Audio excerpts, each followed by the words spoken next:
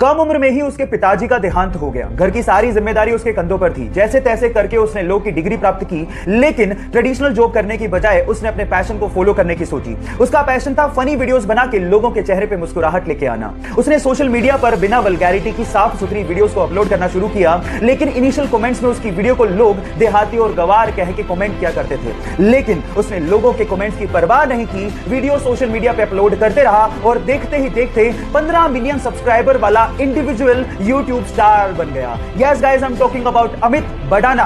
Guys, यहां सीखने लायक बात यह है कि अगर आपको अपने आइडियाज पे भरोसा है तो लोग चाहे कुछ भी कहें, परवाह मत करो और आगे बढ़ते चलो।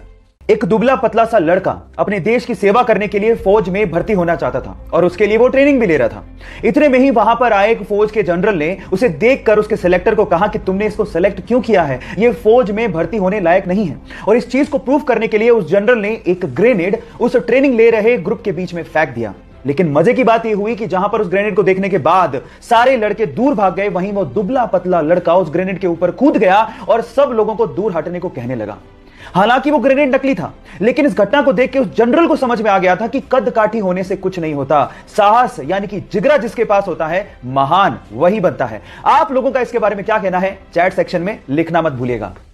बेंगलोर का एक कॉमन मैन जो पेशे से नाई है, उसने अपने हार्ड वर्क की बदौलत ऐसा अनकॉमन अचीव किया जिसे आप सुन के हैरान रह जाएंगे। उसके पास टोटल 378 कारें हैं, जिसमें से 120 कारें लग्जरियस हैं, जैसे कि Rolls Royce, BMW, Jaguar, Audi, ये उसकी कारों के जखीरे में शामिल हैं। अब आप लोग सोच रहे होंगे कि ये सब उसे विरासत में मिला होगा। नहीं, 14 साल की उम्र में वो अखबार और दूध बेचने में मजबूर था।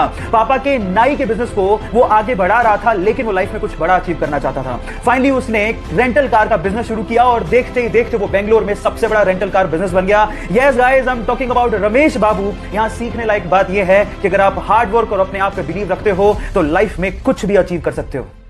2017 के वर्ल्ड बैडमिंटन चैंपियनशिप फाइनल में जापान और भारत की महिला खिलाड़ी आमने सामने थी। जहां पर भारत की ओर से फाइनल खेल रही उस लड़की का सपना था कि देश को चैंपियनशिप जितवाए, लेकिन जापान की ओकुहारा ने उसे 3 सेटों में हराकर उसके सपने को चूर चूर कर दिया। लेकिन उस लड़की ने हार नहीं मानी और मेहनत की। फिर से 2019 में उसी जापान की लड़की से उस भारत की लड़की का मुकाबला फाइनल में हुआ, लेकिन इस बार मात्र 36 मिनट में सीधे 2 सेटों में उसे हराकर अपनी हार का बदला लिया और भारत को चैंपियनशिप जिता के भारत का नाम रोशन किया। Yes, I am talking about PV Sandhu. Guys, यहां सीखने लायक बात यह है कि कई लोग हार को पचाकर बैठ जाते हैं, लेकिन कई लोग इतनी मेहनत करते हैं तब तक जब तक उस हार को जीत में बदल ना दे।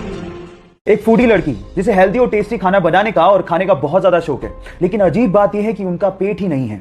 नाम है नताशा। मुंबई में पैदा हुई, दिल्ली में शादी हुई, लेकिन शादी अच्छी नहीं चल पाई, जिसकी वजह से उसे बहुत ज्यादा स्ट्रेस रहने लगा।